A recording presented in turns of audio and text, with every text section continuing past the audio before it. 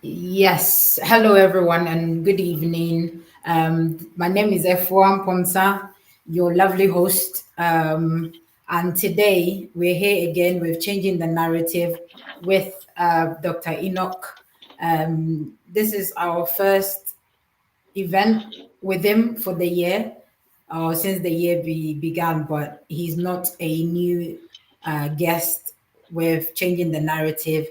He's been with us since the beginning. So today, it's a pleasure to have him once again to grace our screens and to share his knowledge on this topic of the change of administration.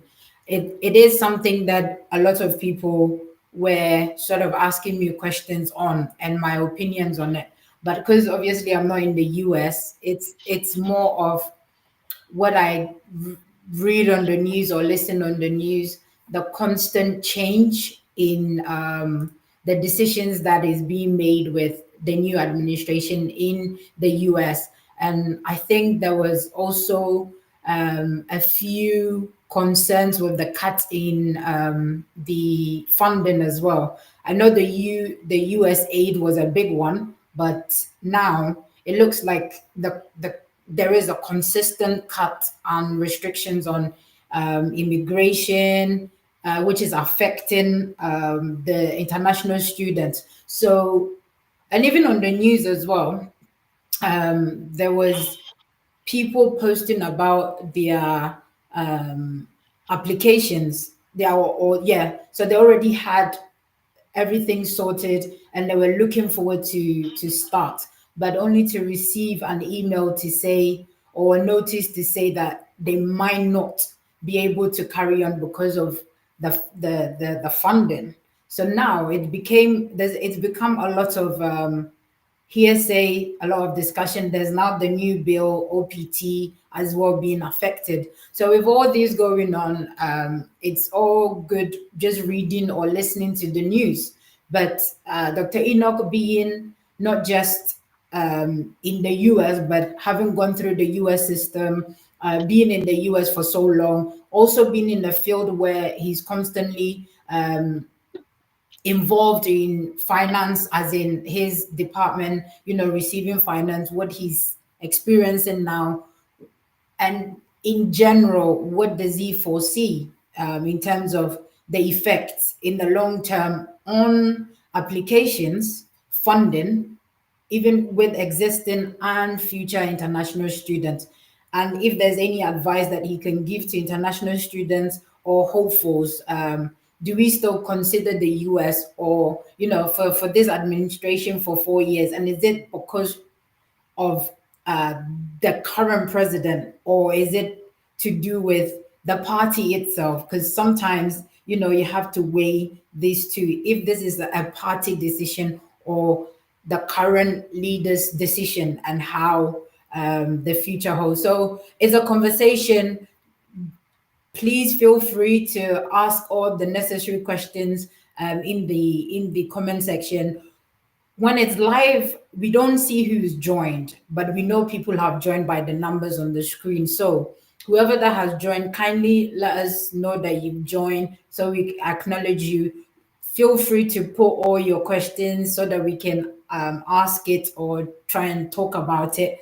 I have my own questions, and I'm sure Dr. Enoch has also come with his own um, ideas on what to talk about with the administration. So, or this topic for this event. Again, my name is F4. This is Changing the Narrative. And thank you very much for joining us. Good evening, good morning, good afternoon, depending on which part of the world that you're joining us from. So, Dr. Enoch, thank you very much for deciding again to join us today. I know you are a busy man, and but you always make time for this sort of conversation. So thank you very much.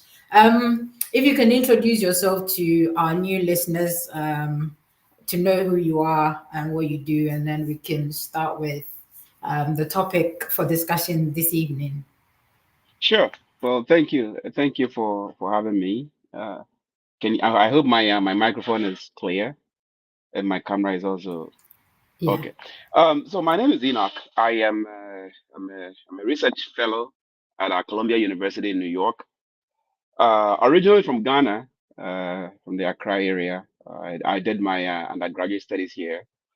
Went on to do my doctor of pharmacy, and then went on to do my PhD. And I'm now doing my postdoctoral fellowship here at Columbia University.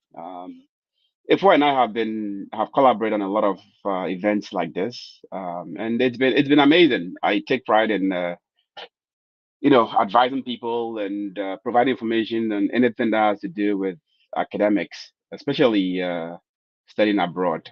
I've been in the States for quite a long time.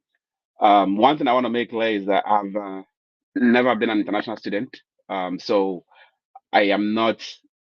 I mean, I'm a foreigner. I'm an immigrant, but I don't carry the international student status. I've never held one. So when it comes to the visa applications processes and stuff, I didn't go through that.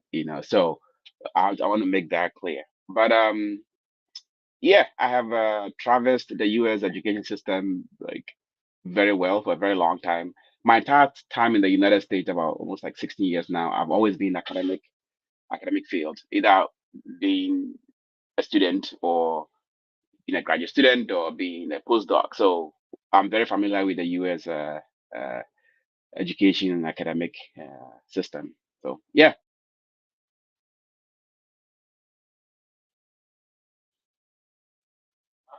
Sure. Thank you very much for that intro. I know Dr. Enoch always liked to sell himself short, but there's more to him than what he just said, but we'll leave it there.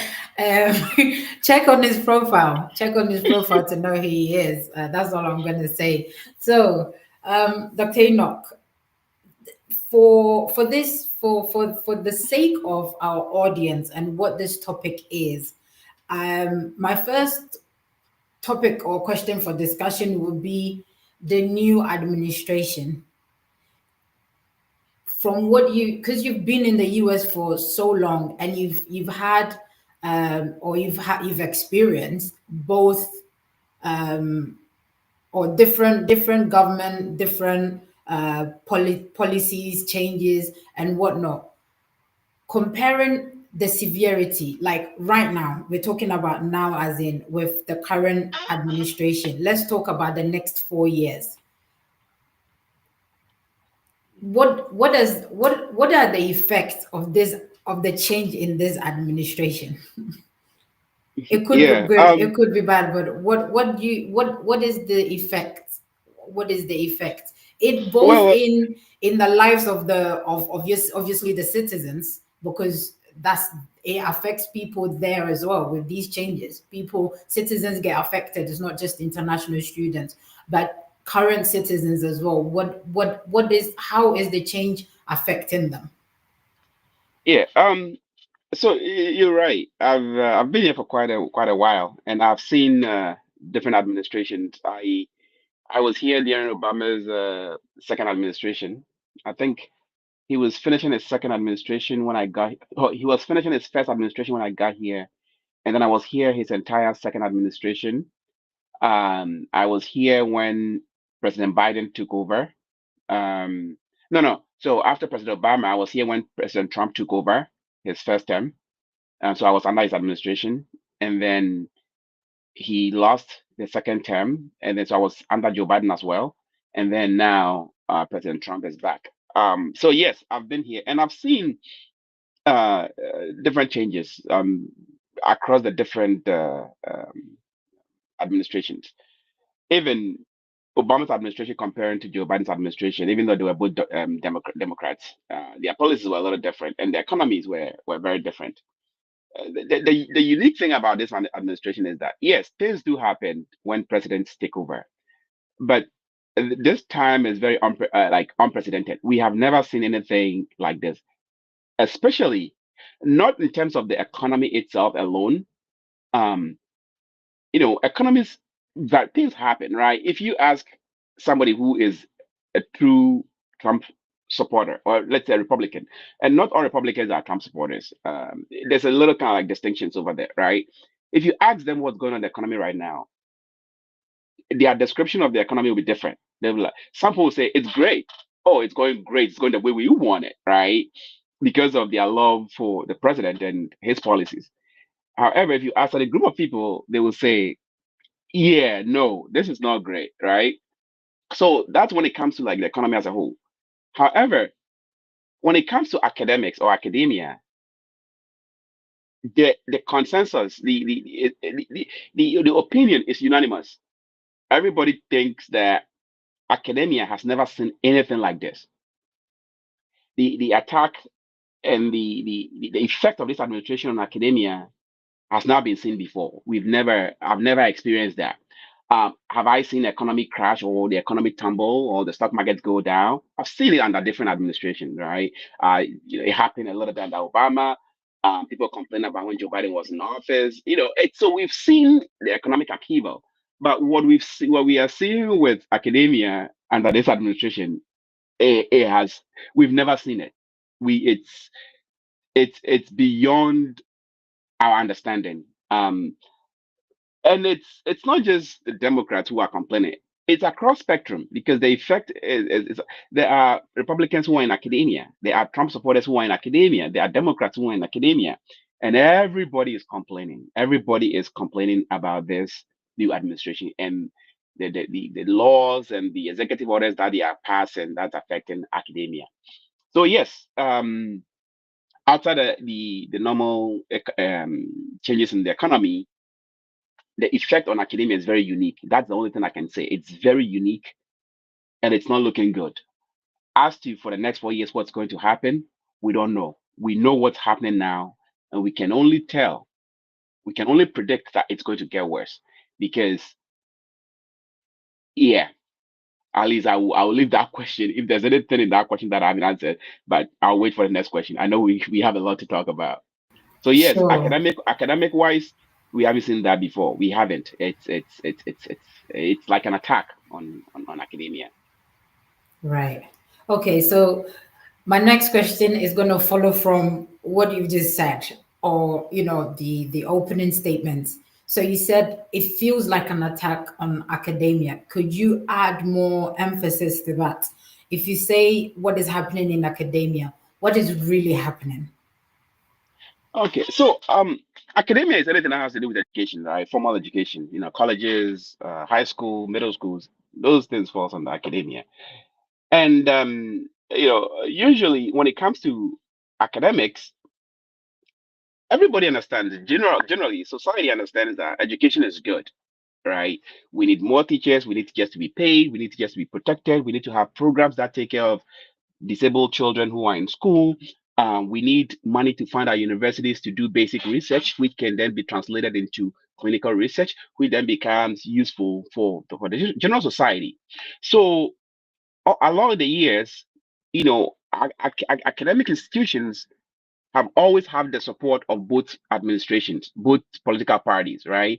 It's always been the same. We fund the NIH, which puts a lot of money into these research institutions, right?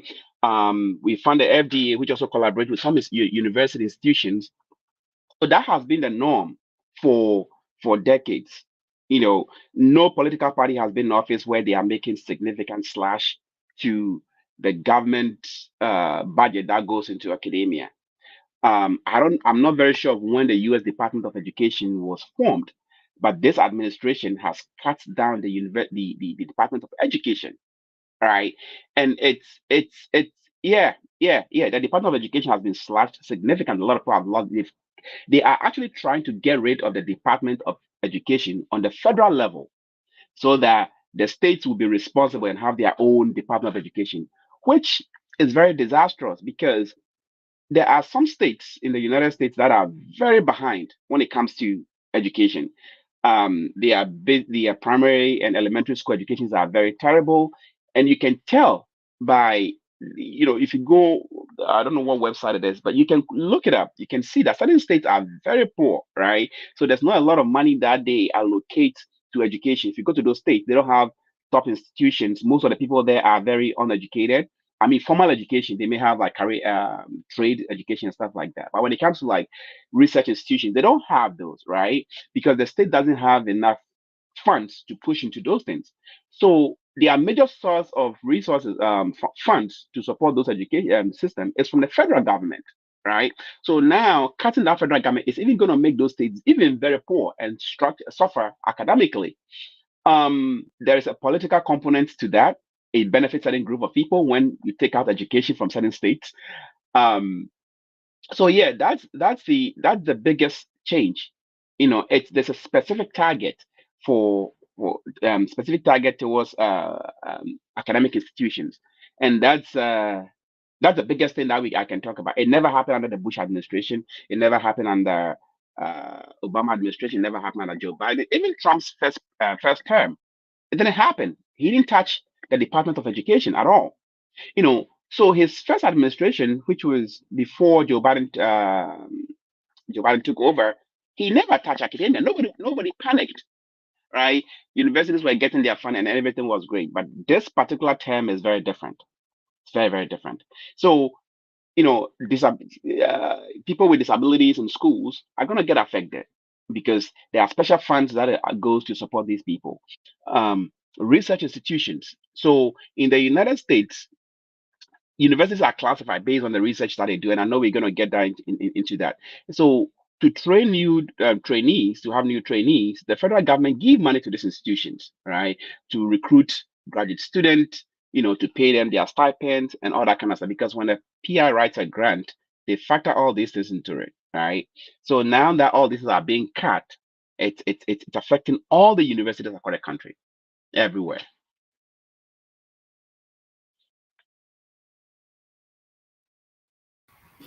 Wow. So this is again, so a lot of the time when I bring guests, it's not just for the viewers or the listeners. I get to learn a lot as well. So in as much as we're reading it on the news, as you've explained it now, I've not actually been able to listen or hear anybody explain it as you have.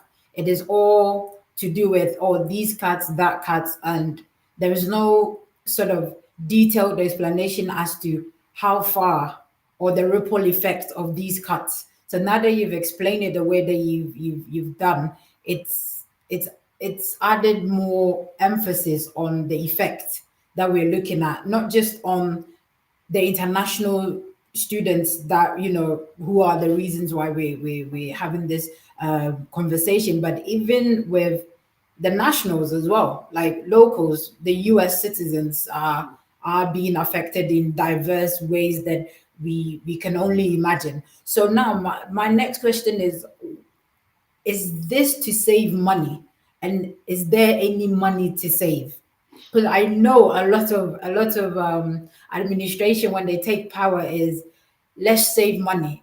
I mean, in the UK, a lot of the time is basically to save money, and at the long run, when you sort of look at the knock-on effect and what money they're trying to save, you realize there's no money to save. You don't save any money. One, you cause more damage than good, and then you even end up causing things or the effects that you have to now spend more money to resolve. So from your experience, you live in it now and being in academia, do you think there is actually money to save? One, what do you think by the end of the 4 years? Should all these bills be passed and things actually carry on to the end of his first term or his second term for the second time that he's been? Wh- what do you think the adverse effects are going to be? To answer the first question about whether um there's money to be saved or not, right? At the end of the day, the name of the rule of the game is evidence, right? If you're telling me that you are cutting this and cutting and cutting that, and we see this, we have to have physical evidence that says that, okay, when I took office, the U.S. national debt was 2 billion, right? For example. So when I cut the Department of Education, when I cut this amount of money, we've saved this amount of money. And because we've saved that money, we're going to invest this money somewhere to make the life of the American citizens better, right? Everybody wants the economy to get better. The US owes a lot of money, and we have to catch up. There's no doubt about that. Everybody wants the economy to flourish. However, where is the evidence? Right? The so-called savings, they are the politicians are the only people who actually know that it's there because we are not seeing the effect of this saving. I am not seeing the effect of this saving. Now, so that's the economy on a grand scale. So let me, if I come down to the scale of, let's say, academia, right? What are the benefits, or what money is going to be saved when with all these cuts? So let's put it this way. I was in a meeting last week. We had a speaker. He was the dean of our department. No, the department chair of my department of physiology here at Columbia, and he was the department chair for over 20 years. Dr. Adam Samuels Silverstein, very renowned scientist, and he gave a talk. Tried to explain to us why research funding from the government is very important. So there was actually a time in the U.S. government. I forgot what year it was. He did mention it, but a group of scientists wrote a letter to the president. I think it was President. As if I forgot who he was. I wasn't in the United States at the time, but he was here, and the politicians that he worked with. So he was talking about them. So there's actually a law that was passed for the federal government to fund research institutions, and this, I believe, started after the Second World War. Because during the Second World War, the United States put a lot of resources into developing technology, right? So once the war was over, the group of scientists was like, okay, so if we were able to create all these technology within a short period of time, right? Why don't we invest a lot of money into this kind of research so that it will benefit the general population? So it will help the US citizens, right? Because we were able to create this fund allocated to scientists and researchers to conduct research that help us to, defeat the Nazis. All these, you know, technologies, the war equipment, and all those were stems from research, right? So Congress passed this bill that said we were constantly going to fund, research institutions so they can carry out basic research, and then the long-term effect is to help the general public. So where are our vaccines coming from? They're not coming from basic research. They start from somewhere, But a lot of people don't understand it that way because they think that, oh, the government is not supposed to get involved because there are pharmaceutical companies that are producing these medications. Most since 2010, I think 2000. I know I keep missing the dates. I just started in class that was explaining all these things. Since 2010, I believe about 30 to 40% of all new drugs that were approved by the FDA came from academic institutions. Okay, all those research came from academic institutions: Columbia, Harvard, Yale, MIT, Purdue universities. These are the people who do the groundwork, right? We do the groundwork. Once they become public, the universities negotiate with some of these pharmaceutical companies, give them a patent, and then they mass produce these medications, which helps in the long run to save human lives and to help cure diseases around not just the United States, but the world as a whole. The problem is that a lot of individuals or the general population don't understand the whole drug manufacturing process or the disease studies process. They just think that, oh, pharmaceuticals just wake up and then they design this drug and that's it. There are years and years of groundbreaking research that is done at the academic level, right? Why is the US investing so much and bringing foreign students to come here and study? Because we need the manpower, to do this basic research. You can't just wake up and go test a drug in a human being. You can't do that. You have to start on the basics. That is why basic research is so important. But the thing is, a lot of people that are involved in basic research are not out there. We don't really talk. We don't go on podcast and say what we are doing. We are not arguing with people who are denying vaccines and all those kind of. We don't do that. We don't have time for that. We save our brain cells for things that are very important, right? So you have people who have a political agenda, who are spreading all this misinformation and so, oh, yeah, we are wasting money. And I do remember one classic example where President Trump did talk about uh, transgender mice. You guys might have heard it. And it was so funny. It just tells you the level of ignorance in the general population. If the whole entire United States president is called transgender mice, it was a laughing issue in the scientific community. What he actually wanted to say, or what he saw, or what he saw actually was actually transgenic mice. Transgenic, they're different. Transgenic mice are mice that we create in the lab, right? We create them so that we can study certain diseases. So, for example, heart failure, right? That's what my field of study. We want to understand certain basic principles that underlie heart failure. We can't just go into the hospital and say, "Hey, give me this patient who has heart, give me their heart, and let me go study." Right? So what we do is that we clone the particular gene that is responsible for that disease, and then we put it in the mice, in the regular mice, right? So the term is transgenic because we have changed the genetic information of the mice. So it's transgene, and that's what it. But because this administration's policy targets transgender people, they think everything is about DEI and transgender. They automatically, and guess what? Because the general population, the average general population doesn't know, they believe it, right? And that kept on spread this misinformation. It leads to attack on scientists. It's very disastrous, right? So there is cutting academic funding with the hope of saving money in the long run. It's not going to work. You are rather going to cost a lot because right now what's happening is that all these scientists are going to lose their job. There's not going to be research. There's not going to be regulation research going on. Companies are going to abuse the system. There's going to be outbreak of disease. Recently, we haven't had measles breakout in a long time. Recently, apparently in Texas, they have about 60 different cases of measles in the United States. This is a disease that you would think happens in so-called third world countries, but here in the United States, because there is this misinformation about vaccines causing autism, and people are refusing to vaccinate their kids because of the president's information that he's putting out there. Our own Health and Human Services Secretary, RFK Jr., thinks vaccines cause autism, and this thing has been debunked for so many years. For so many years, there's no evidence. There's no evidence that vaccines cause autism. You know, it's funny because as the world evolved, right, we are developing more technologies and things that we don't understand in the past we are beginning to understand them. So, for example, you can look back 30 years, 20 years, 40 years ago. If a child is born, they only get about one or two vaccines, right? But how long does that child live up to? Maybe they die earlier. We don't know what killed them, right?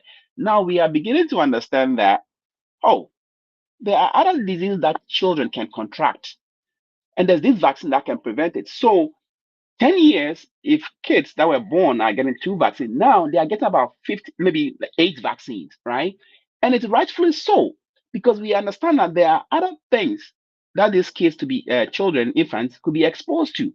But people are using their arguments in that, well, in the 40s and 50s, we were only getting two vaccines. Now we are getting about eight vaccines. Yeah, because we understand that there are new diseases that these children can be, exposed to. So cutting this kind of research is not going to do us any good. It's going to cost us more because now you have to invest more money into curing diseases that could have been prevented. And going to the hospital in the United States, it's not cheap. You all know that everybody in the world knows that we have one of the most expensive healthcare system in the world. We don't have free healthcare. We don't have a universal healthcare health insurance. So you can see the ripple effect. So it's not just cost saving. Particularly the cuts to academic research institutions. It's not going to save any money. It's rather going to cost the economy more. Wow, wow. This is, again, it is a no-brainer. When it's different, you again reading the news and whatnot, or listening to the news, but then the way you've broken it down, it's it's brought a new perspective altogether. And from where I sit and listening to it, the average American citizen, and I say average because it's always those on the minimal wage that ends up struggling, that ends up getting the worst of these sort of cuts, and it keeps getting worse for them when there's new administration that comes in, and not just cuts more, but either reduce increases tariffs, tax and whatnot. Is always the average citizen that gets affected. And now the US, so there was a time that I was considering moving to the US, and when I read about the whole We have the NHS, Yeah. and when we pay taxes, it covers it goes Right. towards it. We pay towards it. So it's sort of even if you don't have physical cash, you know your headache is going to be Right. looked at, your heart is going to be looked at until it gets out of hand where you seek a private, because government organizations can only do Right. much. So it gets to a point where you'd have to, but that would be like in the extreme cases where you have to go private. So now I was thinking about it, and I was like, I get it. I'm not one that has been known to be ill or whatever, but you can't play with your health. So now looking at that, I think that was the first thing that made me think, maybe not. Let me, at least I know. I know the health system here. It might not be the best, but I will be looked after, whether I Right. have money or not. I've already paid or into the system. And whether I pay into the system and I don't use it, it's better than knowing when you're going. Even with childbirth as well. I have a few family members who are now in debt because of giving birth, as in the maternity. Even if you go and give birth, you have to Yeah. pay. Here we don't It's have it's that. it's it's it's So it's funny because when it comes to childbirth, it's it's amazing. It depends on the state you are in. Most democratic state, and yeah, that's the thing with the states. Every state has got yeah, different. It's confusing. yeah. That's too much to that's yeah. This is not to put anybody off from going No, to no, the no, no, no, US. no. By all You know, means, it's go to the I will US. tell you But what. And everything that you said is accurate. It's very very accurate in terms of our healthcare system and all that. And it's not that we don't pay into the system. It's required to have health insurance. You have to have health insurance, so you're paying. But our health insurance are not government funded. It's private, right? Unless you fall private. under it's very complicated, right? If you make a certain minimum amount of money, which majority, like only a few people meet that cutoff, you're gonna go on a government benefit. And when you go, a lot of hospitals they look down upon those patients. The care that you get is mediocre, right? So our private insurance companies here benefit a lot, you know. But for me, when it comes to healthcare, I'm not somebody who is very I know it's good to have health insurance. We don't know what's going to happen, right? Accidents do happen, cancer comes out of nowhere and stuff like that. Yeah. But for me, what's more important to me is because I know the way our healthcare system works, I take very good care of myself so that I will avoid the healthcare system. All right. There are many other amazing things about the United States, and you can just come here and take advantage of if you get opportunity. But our healthcare system is not. We have the technology. Don't get me wrong. We have the latest technology. Like you will get the best of care, but at what cost, right? We will take care of. It We comes will with a come. We will cost. take care of you, but it will bankrupt you. That's the. That's that is the thing. Yeah. Yeah. Oosh, that's the yes. So thank you very much, Dr. Enoch. For those that are joining us now, we're talking about the US, the change in administration, and we've taken it from the aspect of the citizen, the US citizen, the average US citizen, what these changing in administration is, the effect on the cuts in academia and other things. So now for the second half of the conversation or the event, we're going to move into immigration and international students. I have seen people who had already gotten funding. Well, they have not gotten it, but it was approved. Let me put it that way. It was approved prior to this administration, or even in the first few days in office as well. It was approved. I can't speak. Admission was approved in the study or the program that they were going to. The funding was there, so they were ready to go. It was just an issue of get your visa and start when your program is due to start, only to be sent an email later on saying the funding is not there anymore. You can still come to the US to study, but there's no funding. Where does that leave this individual? And the other category who were already in the US, already in the program, but there's no funding for them to complete their program. And there's a third category who whose visa, I've not read much into it because I got confused when I started. I was like, well, they're already in the country. They've already started the program. They went there illegally. How do you then revoke such a visa? I didn't understand it when I was reading it, and to be honest with you, I thought there was no point me understanding it. I would rather somebody who understands it explain it in like idiot's term to me because it was confusing. If somebody is already there, and this is not just to do with Africans, I've seen Indians, I've seen Bangladeshis, Chinese actually, Chinese students who are all confused as to why their visas are being revoked. The funding maybe makes sense, but what about the visa? And now there is the OPT, which a lot of students are favored when they finish the degree, because I mean you spend a year, 2 3 4 5, depending on the length of your program to study. It's only fair that you're able to recoup some of your your funds from the very country that you've spent so many years in. If so far as you get, for me, I feel it's not just for the benefit of the individual. The country also benefit from what they've invested in this individual. You've come here to be, invested in terms of education. Why not, give it back by using the skills that have been impacted in you? For me, I see it as a no-brainer, especially when those sort of fields, that country lacks it. But again, it's all good when you're behind the scenes to look at it. Sometimes what I feel is like those in administration or those that are occupying these offices, why are they not seeing it? I don't know. Sometimes you have to be in it to understand why and how these Yeah. decisions are made, but we won't go into all of that yet. So there are 3 or 4 categories now. So let's go through the one Okay. after the other.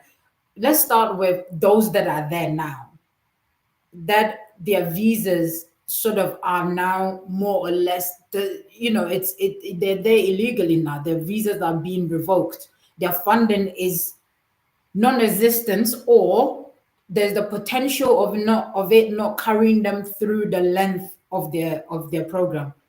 Is there anything that they can do now? What is the effect? What, like, is it just a propaganda? Is it really happening? Is it not? Like, Okay. what is it? If you Well, can it's add more it's insight not a to it. propaganda. It's not a fake news. It's not something that people are making up.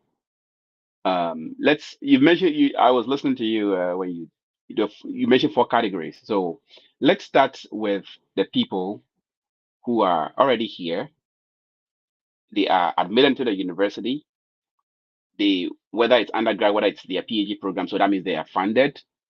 If they are not funded, that means they were paying out of pocket. But the major point is that they are in the country legally. Their visas are active, but all of a sudden their visa was revoked. So let's focus on that. Let's focus on the immigration issues, people who are already here.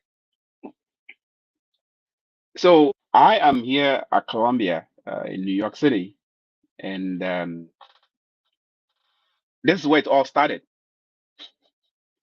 Columbia University is where we are the people that was first hit by this administration.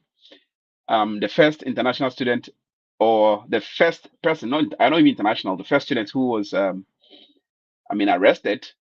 I don't know of whose visa was revoked, but the first person that, yeah, who was that Arrested. was arrested was here at Columbia campus, and we've been leading. Our university has been the first scapegoat that is um, being targeted by this administration for whatever reasons. And I will go into that.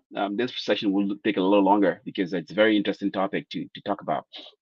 So um, this has to do with the Israel Palestine war and the issue with Jews and Israelis in this country. It's all revolved around anti-Semitism. So these issues started not under this Trump administration. It's been around during the Biden administration. The protests and all that started during the Biden administration. And the university has used different means to kind of like, prevent this protest and attack on public spaces and attack on Jews from happening, right? The university is trying, doing its best, but it didn't go well to certain people. So our president at the time, Shafiq Minuj, has to resign. She resigned. Once she resigned, Dr. Catherine Armstrong took over as the interim dean. She came in, tried to salvage things, and did whatever she could. It didn't happen. She also just stood down. Right now, we have a new interim dean, president of the university. So during the protests, so the state of New York, as a matter of fact, the city of New York has the second largest Jewish population in the whole world. Yeah, and we have a very significant Jewish population in the here at Columbia. Um, you know, I work with so many amazing, Jews scientists that are here, right? So we have a huge presence of Jews, and we have a good exchange program with the state of Israel. We come here to study and stuff like that. So I think it was a ground, it's an environment that invited a lot of protesters, because people associate Jews to the state of Israel and the Israel politicians. So here became like the place where the major protest was taking place. Fast forward, when the Trump administration came into power, their point was Columbia University is not doing enough to target anti-Semitism, and that we will squeeze them so that they comply and do what we want. All right. So it all revolves around the anti-Semitism and the war in Israel and Gaza, Palestine. That's the basis of all the funds that are being held. It has nothing to do with academic integrity or fake research or wasting money and stuff like that. It has everything. It's just the way the university is handling a protest. And according to them, it's not. And this started under the Biden administration. The protest started, but Biden didn't hold any funds back. All right. So that's that. Now, with the students who are already here and having their visas revoked, it's because of the fact that in one way or the other, they have written opinion pieces or participated in this protest or said something on social media that is against or is considered anti-Semitic or doesn't align with the administration's policies. So let's say, for example, somebody goes online and says, the war in Israel has to stop, or the United States is supporting Israel to kill people in Palestine.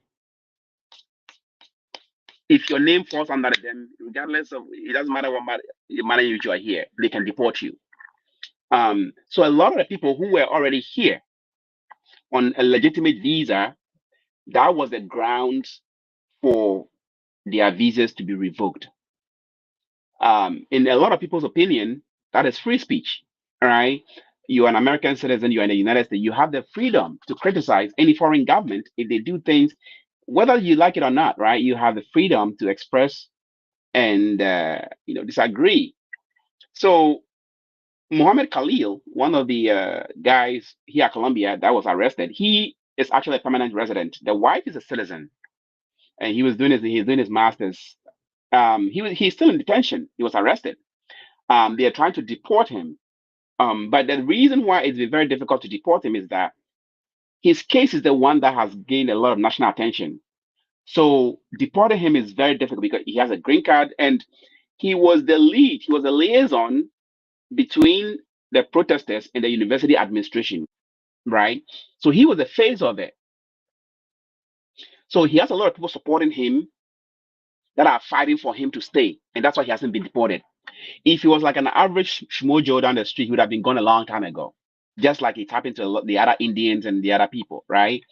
So he was the first person that, his case is very famous, and he's now still in detention, even though he is, a legal resident in the United States, because he participated in protest or kind of like leading this chant and like, let's come to an agreement to, prevent this protest from happening or, tone down anti-Semitism or find a way. This administration decided to kind of like arrest him and brand him a terrorist supporter, a terrorist sympathizer, right? That's that. And then you have the case at Tufts University in Massachusetts. I actually did my undergrad over there. One of the girls, she was, I think she's from Jordan. She was kidnapped. Well, technically, it's called kidnapping, right? Because she was leaving her dorm, going to class. She lived on campus, and a group of immigration officers just approached her, just grabbed her, and that's it. She was arrested, right? And what's the basis? She wrote an opinion piece in the university's newspaper criticizing the U.S. role in the war in Palestine, in Gaza, right? That was the grounds. They said that she's a terrorist, but she just writes an opinion piece, which everybody believes falls under freedom of speech. She never said anything about I support Hamas. She never said anything about kill Jews or nothing like that, right? So that was her. And then we have several other cases, so many. I was looking at the list recently. There's some that you don't even hear, they don't even make it to the big news, right? Because they are in like small states or small cities and stuff like that. That's that. And then there's also the grounds for criminals, right? Criminals. So recently there was one guy that was arrested in Florida. Why? He was in the country legally, but he was caught drunk driving. That is not a ground to revoke someone's citizenship or permanent like visa in the country, right? This is a misdemeanor. You can throw them in jail for a month or two, and then have them go back and study. It's a never happened. So for the group people who are already here who are legally studying, these are the ground. The ground of supporting terrorism, predominantly anti-Semitism. If you criticize Saudi Arabia and say, "Oh, the Saudi government is a terrorist organization," you're not going to get deported, right? You're not going to get deported. But it seems like it's specifically if the administration classifies your information under anti-Semitism, you can be deported, and that's the major ground that a lot of people are getting deported or having their visas revoked. Or if you find yourself in a criminal activity, so-called criminal activity, and I guarantee you, there's no international student that's going to come to the United States knowing how difficult it is to get here to go commit such crime. You know what I'm saying, right? So it's these are the two grounds that is causing people to lose their permanent residence or their legal stay in the United States while they pursue their study. So that's that. Now, so yeah, if anybody has any question on that, then we can go to the next category.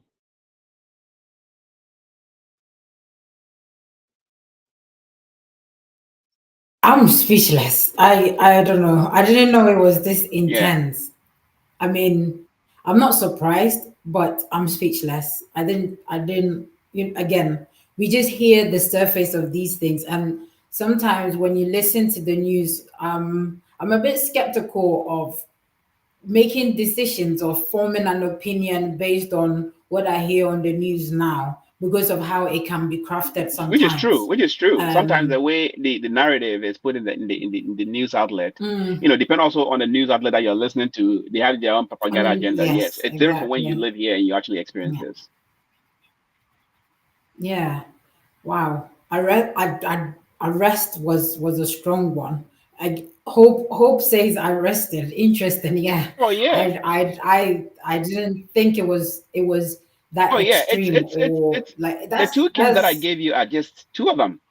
There's a whole list. There's so many people, so many. Like at Princeton, yeah. Brown University, a professor was just deported. A professor was prevented from entering the country from Lebanon. This was yes. Professor. What's her name? She works for Brown University in Rhode Island. She was a medical doctor. She was a professor at the School of Medicine. She was a visiting scholar. Yeah, her status was revoked. So these are Wow. just like a few examples. It's widespread. It's not even a joke.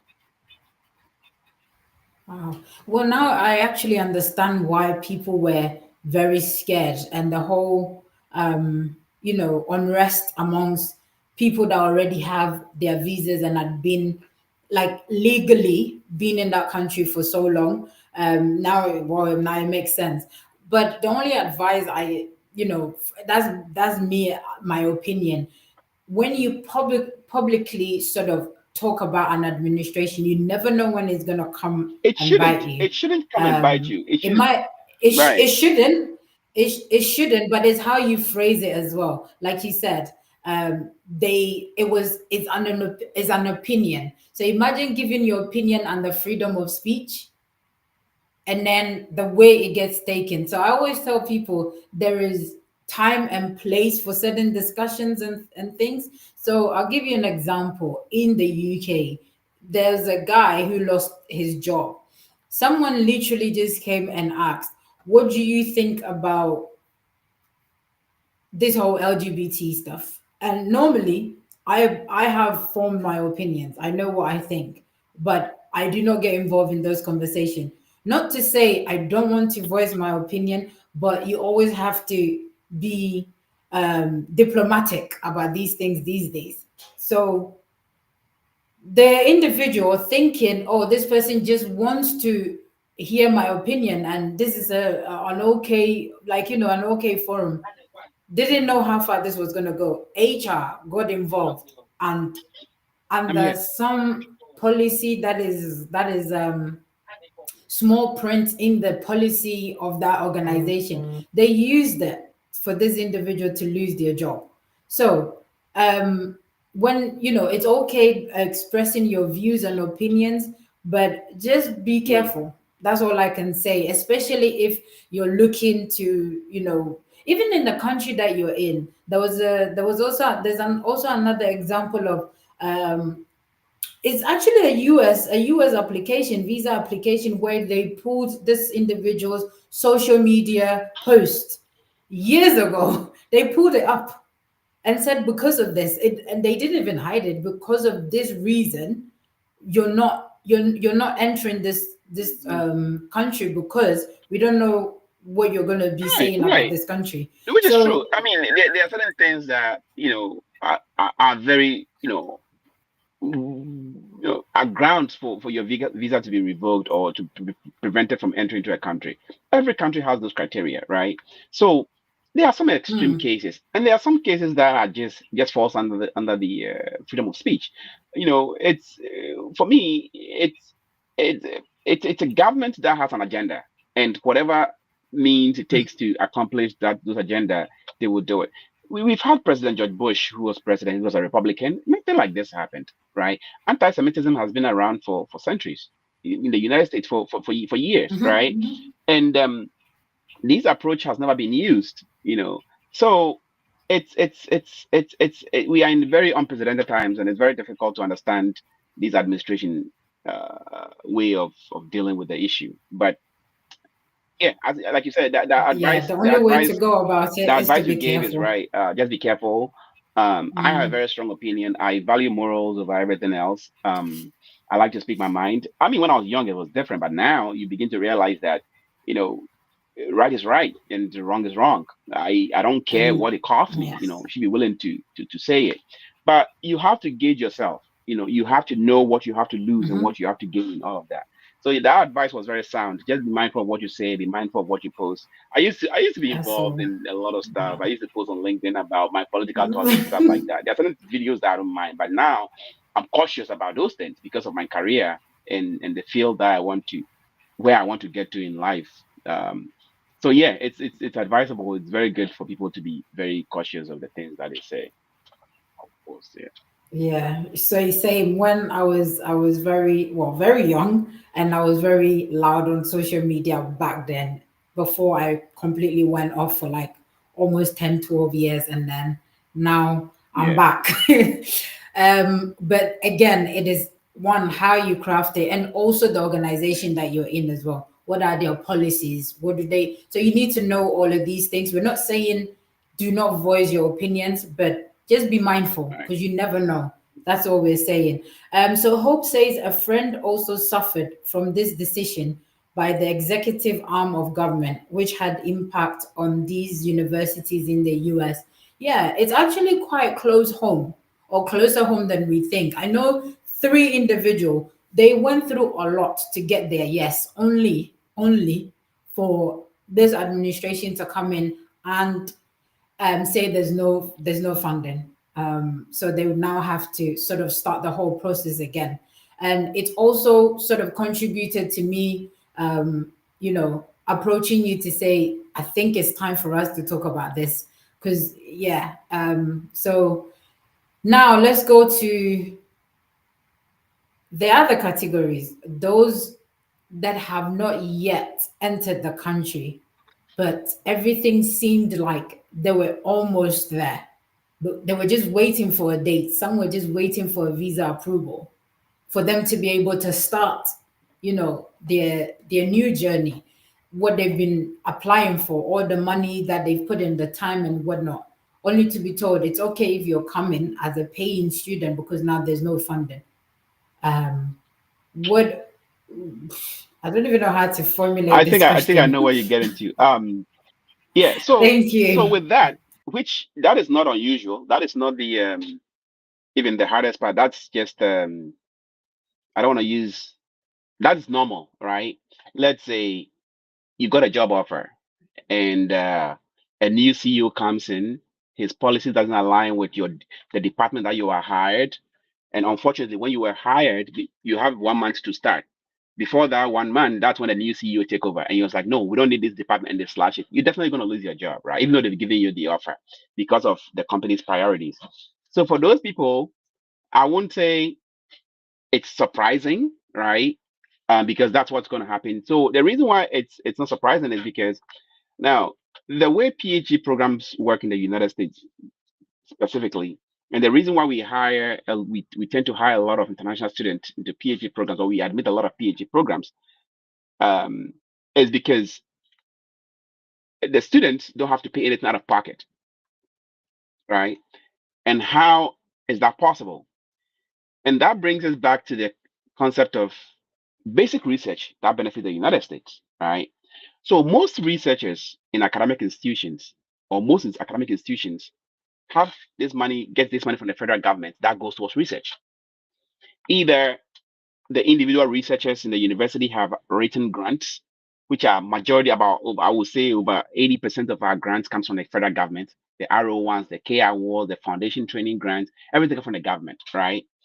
So once a PI or a private investigator, which is a professor, gets a grant, some of that money goes into recruiting graduate students, right? They can use some of that money to pay stipend of the graduate students.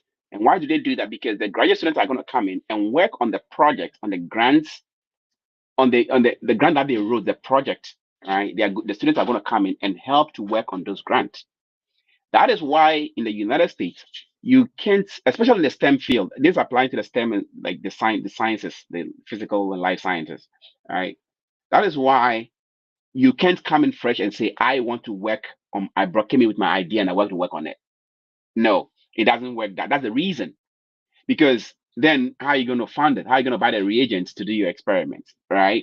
So most of the time, your PI already has a project going on, and that project has been funded.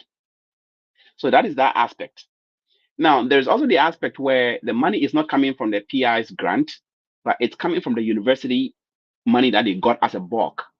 And part of that bulk money is sometimes it's distributed to individual labs, right, to recruit students and all that kind of stuff. So the universities depend heavily on this grant from the government to recruit new graduates, this graduate students, where they also contribute. And also at the university level, the graduate students end up working as teaching assistants, right? So they come in as international students to do their PhD, but they are also supporting the staff, the faculties, to grade papers, to help tutor courses, to work as tutors, to help work as administrative assistants, right? So instead of hiring external people to do those jobs, you use these students, and that's the money that you use to pay them. Part of the money that's supposed to receive a salary, part goes towards their stipend, and part goes towards their tuition, and that's why people don't have to pay anything out of pocket, right? So all these money comes from the federal government. Now, universities do have endowment funds, which I will talk about later, that are used to support this, but majority of the money comes from the federal government. So once the government says no, we are cutting down funding to institutions, what's going to happen? You have to cut down the number of graduate students that you are bringing in, because how are you going to support them, right? So that is why a lot of people who have already gained their admission, it's kind of like they say, wait, there's no more funding. However, if you're going to pay out of pocket, right, you can come in. So that means that they are qualified to be in a program, but there's no money to fund them because of this administration's actions. So that is why those people are getting their funds pulled or their admission kind of like taken away or whatever. So that's that. And yeah, it's hitting everybody. It's hitting not just international students, not just international students, United States citizens, right? Because we're all funded by it. So in my department, we've had several meetings, and yeah, a lot of people have lost their foundation grants. Some of my colleagues who are postdocs they've got F-31 and F-32 grants, they've frozen everything, you know, and so now I think what the university is doing is that the university is digging into their endowment fund to temporarily support these people. But now there's a hiring freeze. There's Columbia University, we've cut our admission rate by 65% for graduate programs. Yeah, we've cut it by 65%. That's the last time I read it. Like 65% of graduate admission has gone down. It's going bust, right? Other universities have taken the same initiative. Some people have got rid of certain departments. The other area that has been affected big time with this are people who are involved with any research that is categorized as DEI, diversity, equity, and inclusion, right? So if your research is focused on understanding LGBT disorders, like anything that has to do with that realm, race-related research, public health, like anything that have some component of diversity, equity, inclusion, and justice get axed, right? So if those professors are losing their funding, there'll I be think that was the first big thing that yeah, came from when the administration changed. Yeah, that was, and even with your yeah, military as well, yeah, they've had yeah. to get, which anyway, So yeah, yeah, that's yeah, that's those that's for, not for what this for those conversation is that about. haven't gotten to the country yet, this is the reason, and this is the effect that it is having on them, right? So, I have this policy of, I have a lot of I know a lot of Africans, not that I have friends. I know a lot of Africans who, support this administration even before all these things happen, right? And I've never been a fan of this administration. I don't care what the consequences is. I've never been a fan of this administration, um, in the sense that it's the hypocritical nature of them. Like they do this, they don't want you to do it. If you do it, it's wrong. If they do it, it's okay, right? So I personally have not been fan of them on the moral grounds, not on the political ground, but on my own personal moral ground. I've never been a fan of the administration. So I have people who are in Ghana, and yeah, we love Donald Trump. We want him. He believes in God. Is this? Is that? Like they. I'm like you do understand that you're a black person, right? You do understand that you know you don't fall into that circle, right? So it's I wouldn't say it's South Africans right, but a lot of Africans are huge conservatives. They fall under the conservative umbrella, and they are happy about what is happening. But then you get upset when you don't get admission to come to the United States because there's funding cuts. You get upset. No, it's the things that you believe in is what's getting thrown at you. So unfortunately, I'm not happy about it, but actions have consequences. So Yeah, wow. I don't think this is how the whole conversation was going to go, but I'm sort of happy how it's going because I've actually, learned a lot from this conversation. And Hope, thanks for sharing um, your friend's story as well. And those that have joined and not been able to comment or ask any questions, please do well to comment and ask questions in the comment section. That's the only way we'll be able to see you and acknowledge that you're watching. But we still can see the numbers, and also on YouTube as well. If you put it, the YouTube chat is open. So I see people watching, but there's no questions on there unless we're doing a very good job by explaining what you were going to ask. So yeah, or I've already asked the questions that were on your mind. But anyway, yeah, so moving on from what we've just discussed, which would probably bring us to a close because we've already passed the hour. Um, what would be your advice to people, one, considering the US, still considering the US, because Hello, Maria. Thanks for also, yeah, Maria says she's following. Thank you. This is the only way we'll be able to know who is online and who's been watching. So thanks, Maria. And if you have any questions, please do well to ask. Or any contribution. It doesn't even have to be a question, like Hope shared his friend's story. So there's still people, right, that are, I'll say the US. I mean, we're talking about the United States of America. I personally still have New York on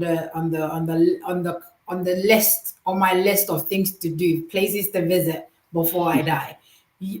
United States. I mean, we're talking about the United States. You can't, regardless of what it is. Everybody, I would say 99% of the people on this earth would want to be in the US, not live there, but visit. I don't think now I want to live in the US. Joking.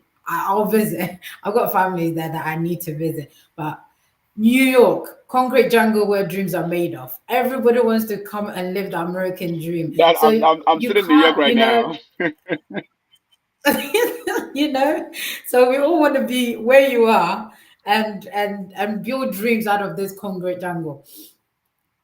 Is this what I'm trying to say is I always believe, regardless of the situation, there's always a way out. So my question is, what is the way out? What's the way forward? Should people wait for this administration to go, or should people still try? Because even though there's the cut, I don't think it's 100% cut.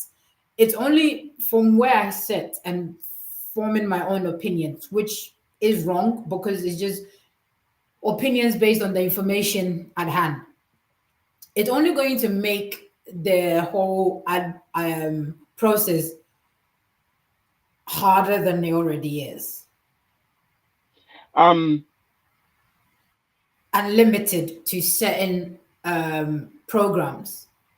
So then people that are facing these dilemmas, what is the you way know, forward? I wish I was in the Trump administration so I can tell you what the next plan is. But nobody knows. Nobody knows what the next plan is. We don't know when what's gonna be the next cut. Um, the people who have had the biggest hit, like I said, academia is one of them, right? U.S. aid, which supports other projects around the world, is also like having this big hit. Um, you know, I've always seen things with a positive lens, right? It will get better. Um, as to whether it's going to happen under his administration, I don't know. Is he going to change his mind? Is he going to change his tone? Um, are countries going to cave? Is the world going to unite? Like, uh, nobody knows. Nobody knows what's going to happen. But as long as we as individual we have life, there's hope, right? The United States is a great place. I have no regret moving here. Um, a lot of things I've achieved and accomplished in my life is because of my immigration to the United States. Being able to support my family back home and my professional career as well. So it's a great country. It's a place that I will encourage everybody. If you get a chance to relocate or move or for whatever reason, people are different, right? People have different goals and aspirations in life. It's a great country. It's not a place that I would say that I regret moving here. It has its own challenges, but for the purpose, for me, the reason why I'm here, I've been able to accomplish those dreams, and I think it's a place in the world that I believe gave me a fair shot, right? So yes, don't give up on your dreams of coming to the United States. My advice though is do it legally, do it the right way. Don't try to abuse the system. Don't try to cheat the system. Do it the right way. In that way, when you are here, you're not scared. You're not worried about anything. You can defend yourself. You can speak up. You can participate in protests. I can participate in protests because I came here the right way, and I think I have, the rights. It's been afforded to me, right? Um, just be careful. Don't give up. Like I mentioned, do it the right way. That's the first way to begin. Either you're coming as a student, and you have your legal documents, you get here. Or when you're coming to visit as a tourist, your time is up, just go back. I wouldn't encourage or advise anybody to come to the United States illegally and stay here illegally. It's not it's not fun. People who are here illegally are even struggling. I won't. That's not an advice I'll give to anybody. It's different from the stories you will hear. People tell you, "Oh, I came here legally. I came here through the desert, or I came to the visa and I stayed here." Everybody's stories is different. Everybody's life plan is different. My advice to you is when you want to come to the United States, come here legally and do it the right way. For me, I believe I'm not a fan of politicians in general. Um, they are not the brightest people in the world. Because if you look at a lot of politicians, they didn't get the job offer based on experience or based on qualifications. They got to where they are because of sentiment or how people feel, right? Um, so you can't predict them. They are not experts in what they do. There are lawmakers in Congress who are not lawyers. They have no formal education. Like there's somebody in the United States Congress right now who is a high school dropout. And these persons sit in the House of Representatives making law for the United States. Go look it up, right? So I don't consider them to be the brightest people. I don't consider them to be the most moral people, both Democrats and Republicans, right? However, I respect them as human beings. Um, is there a chance, is there hope that if this administration leaves office, the next administration is going to come in, going to reverse all the damage that has been caused? Nobody can promise that, right? Um, is this an effort or is this an action that is being done, concurrently with two administrations, and one person is just bold enough to put their face on them like I'm the one doing it? Nobody knows, right? So I can predict. I was totally shocked. Well, let me not say I was shocked when Vice President Harris lost the election. I wasn't really shocked, but I was shocked, right? Um, on so many grounds because I have lived in different geographical areas in the United States, both democratic states and Republican states. And if there's anything that I have learned, I know how these people operate, not based on their political parties, but based on their race and their socioeconomic status. Right? I've seen a lot, both rich white people, rich black people, poor white people, rich poor black people. Like it's very different. It doesn't matter what political party they fall under. Rich people think the same, poor people think the same. So for the future, we can tell if this administration is going to come back and rewrite everything that this guy has done. They may not have the courage to do it. They may not have both the House and the Senate to pass laws to revoke. Nobody knows. And I'm not into politics. So I don't know a lot about what it takes to reverse a presidential order and stuff like that. But what I do know for sure is that there's hope. Um, the world will progress. The world will move on. Is it going to be the new norm? We may adjust, right? We are not happy with it right now. We're just hoping that in the future it gets better. Would I advise people to wait for things to get better? No, your life has to go on. There are other countries, and depending on what you want to do in the United States, and for this talk, we know it mostly has to do with education. People pursuing their PhDs and their masters and looking for scholarship and stuff like that. I know the United States is the one country that gives a lot of support for international students financially, right? So ideally, you have a higher chance of getting admission and funding in the United States than mostly any part of the world, if I'm right. So if you are looking for funding and your chances are high in the United States, keep trying, keep trying. Um, Try other countries. China has opened up now. China has great institutions. We have a lot of scientific collaborators in China. We have this mindset, especially Africans. We have this mindset that America is the to go place. And for some reason, I agree, I understand, right? But the world has changed in the last 20 years. Right? China is competing on a level unprecedented. Like we can't even imagine, what's going on in China. China has great institutions.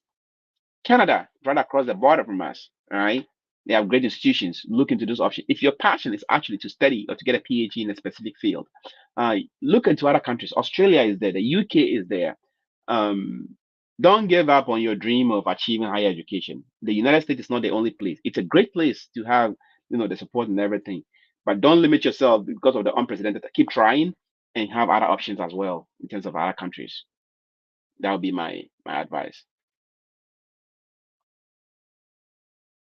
Wow, that's a sound advice. Thank you very much, Dr. Enoch. So Benjamin says most of the questions have already been answered. Thank you. That means we've been doing a great job. Well, you doing most of the question, most of the I'm answering. hoping I'm I'm, just I'm here answering them. going Yeah. wow, Yeah. in shock. Yeah, you've hit the nail right on the head of if it is education, and that's the key. A lot of the time when people approach me with I want to travel. It's like, what you want, what are you traveling to do? And a lot of the time it's just because, oh, Ghana is hard. Everywhere is hard. I'm telling you, the UK, we're complaining every day. There is no softer life anywhere, bro. Right. Everywhere is hard. But it's your passion, is your focus. What is your passion? What is your focus? What is your dream? What it is that you want to achieve? Because the grass look greener on the other side because you're opposite it. When you get into where the other place actually look greener where I've just come Right. from. And that's how it is. So I always ask people these things, and I think I've ended up losing a lot along the way because I'm too real. And I would rather tell you the reality on the ground. And this is why we do what we do, changing the narrative. It's not to give you false hope, but actually to build your character, to build your passion or your focus. If there is none, it's for you to go back and rethink. So because that when the whole when the tough gets going, you will need your passion, you will need that focus, that drive to keep you, because nobody's going to wake up every morning to motivate you. You got have to motivate yourself, and the only thing that will keep motivating you aside God is what you have in front of you. What was I here for? What was the main thing? I remember when I wanted to drop out of training, one thing that my mom told me that stuck with me, that made me still continue to grit through all the nonsense, was remember why you started. Right. Because I didn't want to go back. There was a reason why I actually just saw that advert and decided to apply to join the military. And yeah, that's all she said. She said, remember why you started. And looking at it now, if I had not remembered why I started, I would have Yeah. given up. And most of the time, even what almost 9 years, or this is my ninth year in it, whenever there's a situation or there's it's like those temporal emotional outbursts, but then why did I start? What has kept me in for this long? So, and that's what makes me wake up out of bed every day, even with AAA Foundation as well. Why did I start in the first place when there's no funding? When there is a lot of projects and there's no funding or even people to support or believe in what you're doing. Why did I start? That is what keeps me going and keep trying. So if it is really education, with all these things that I've been saying, what I'm trying to say is, if it is really education that you're looking to further, if there is a need, you're the first in your family to have to travel to further your education, to that is your focus. It is a good focus. So it doesn't have to be in the US like Dr. Enoch has said, but if it is the US that you want to go, it doesn't mean the change of administration puts you off. It doesn't mean your hope and your dreams end. No, it doesn't. It will get harder, it will get tougher. Maybe you had a 50% chance. Now it probably might have dropped to 30, but it's still a percentage of you getting your yes. So all that we're trying to say is all these might be happening, but what are your dreams? What is your focus? What is it that you want to travel to gain? If it's not, the US is not looking the best, try other countries, Canada, Australia, UK. Somehow we are also having our issues at the moment. International student rates have dropped almost eighty what's going percent. on in the UK? I haven't heard much when it comes to your academics. Like, what's going on there? Yes, because we are not bold. We are very subtle in what we do. We don't publicize Mm, it. But it's also, there's also a lot of restrictions, or there's no money, let me say, or there's not Mm, enough. So now the funding has become tight. There's a international students, especially if you're bringing your family with you, you now need to, you, a huge right. sum of money. But even those that are here legally and trying to, that's why this whole COS thing has become the route to go. So people have finished their masters and now gone into healthcare, but they have no background, only for the because of the COS. And I've seen BBC documentaries already cracking down on the scam that is happening. That's a conversation for another time. Please join the UK. Come, we're waiting for you. Yeah. There is Germany. Um, China. China is actually becoming one of my favorite on the list now because of, I know they've also got the agenda. They're trying to play the West against, China has been painted by the West to be the worst of its kind, and now the West is having issues. So China is now becoming the savior, and there's actually great opportunities out there, and their technology, you can't beat them. Pick anything. 98%, even 90. I can boldly say 99% of the things we enjoy, even here in the UK or even in the US or Canada, would have made in China written all over it. So China has got, if it's really education, go for it. Try these countries, Australia, go for it, and do not give up on your dream. And this administration, if anything, is for 4 years. As Dr. Enoch has said, it could be better, it could even get worse. Because sometimes when you're trying to reverse a decision that has been made, chances of you cleaning up all the mess, it means it will get tougher before Yeah. it gets better. But in all, there is still that percentage, even if it's 1%, that 1% could be you, and that could be Yeah. your story. So don't give up, keep trying. And also, one thing that I would say is, don't try to use the Western countries as a way to escape hardship. Like we are saying, this country, I'll give you a story. There was it's not my friend, it's a friend of a friend. I don't know these people, it's acquaintance. Um, Became homeless. And they went homeless back home in Ghana. They were okay. But the thing is, now they can't go back home because they've sold everything for greener pastures, only to come in here. And the person they came to stay with has grown tired of them, and it's like, okay, now go find your way. They've become homeless. And here, when it's in the morning, it was very warm. Now the temperature has Yeah. dropped. And you imagine, being it comes with, we're not scaring you, we're just trying to say, just know the reason, be aware of all these things, and know why you want this, and why you truly want it. To you know I know the system has been corrupted, and people like us become the devil because we say it as it is. It's not because this place is big. It's so big to contain everybody. However, it is how you enter, it's how you come in, it's what you listen to come in. There are lots of people crying to go back home.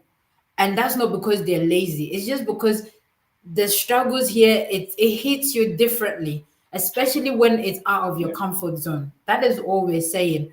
But it's also to say that when you come in and you know your why, and you listen to programs like this or events like this, that tells you how it is meant to be, or what the consequences of you not knowing your why, or even going through the right channels to come here, what consequences that there could be as well. So pray, in everything, pray. Sometimes maybe the US might not be for you, the UK might not be for you, maybe your greener pastures could be in another country. Pray about it, let God lead you in all that you do, or whichever God that you believe in lead you to where you want to go, and give it a shot. Keep trying. Everywhere is facing Yeah. its own dilemmas. But today we decided to talk about the administration in the change in administration in the US, because it's become a hot topic, and a lot of questions that I was getting, it was only wise to, put this event together. Thank you so much, Dr. Enoch. Dr. Blessing says, great job, guys. Thank you. We miss you. It would be great to have another event with you, with Canada, and the changes, if there's any as well, with you, Dr. Blessing. It's been a while. So yeah, Dr. Enoch, thank you My very pleasure. much. So we're wrapping up because we've taken too much of your time. I know you're at work. So your final words to our listeners, and yeah, your final words, your final grace to us. Well, thank you all for joining, and I hope this session helped to clarify some of the doubts or answer some of the questions that you had on your mind. It's a very complex situation. What's going on in the United States right now is very it's something that most of us have never seen before. We didn't even anticipate this was going to happen. But some of us we are not surprised. I personally am not because I've been here for a very long time. I've worked with different people with different political ideas and stuff like that. So I'm not surprised that this was is happening. But the magnitude at which it's happening is what's shocking. Um, if international students are complaining, or not a complaint, but if they are feeling the effect, you can imagine what's happening to the citizens of the United States, right? So I don't want to say this, but you are the least of our worries. Okay? Okay, a PhD admission being revoked is the least of our worries. We don't care because if it's not at all, you're just taking from our money. I'm just joking. Um, but we are feeling the heat over here. We, as a department, we are always meeting. People are asking, "Is my funding cut?" There's a whole freeze on Columbia University research funding. There's a total freeze, right? But I happen to work in a lab that is very, you know, like externally funded. We are in a good shape, right? So I haven't been affected. That doesn't mean it's not going to happen. We keep getting updates. Hey, it's getting closer to us. It's getting closer to us, right? I know colleagues that have lost their funding. I have postdocs that have to vacate their labs and go to, find something else. And it's hard. It's harder for an international student because there's no other alternative. I can leave today and go get a job somewhere and work, right? In the private sector or whatever. But it's different for international students. So these are hard times, and you are not the only people who are feeling it. Where everybody else, especially the citizens of this country. My advice to you is, you know, just be hopeful, and try other things. Look into other options. Reevaluate your thinking or the way you perceive the United States. Rethink it. Um, what's also out there, all right? What else can I do? Is this my calling? And how do you even know if this is your calling, right? So, like, if what said, prayer works, but it's not the answer to everything. Due diligence and other options. Spread your tentacles. I know people who try to get to the States or try to get into PhD programs here or get into master's program because they know somebody who has done it, right? And maybe when you were in college back in Ghana, you were more brilliant than the person, so you think you can also do it, right? Or you think that you are more wealthy than that person, so if they have gone to the United States, you can also get here. That's not how it works. You don't know how the person got here. I use example. People have connections. People have connections. The person that got admission that they probably have a friend that you don't know that works in the lab that spoke to the PI, and the PI gave you the offer to come to the university. It's not because you have a stellar GPA or you have the best SOP. People don't really know that. I've helped a lot of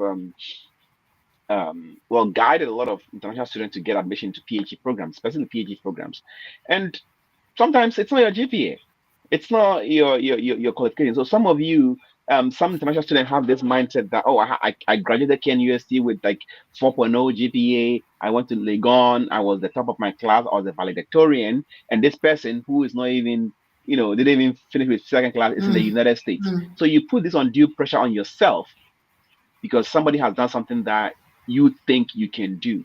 So some of you are looking at the wrong destination. You are looking at the wrong things. You're looking at the wrong metrics. All right. Just reevaluate yourself.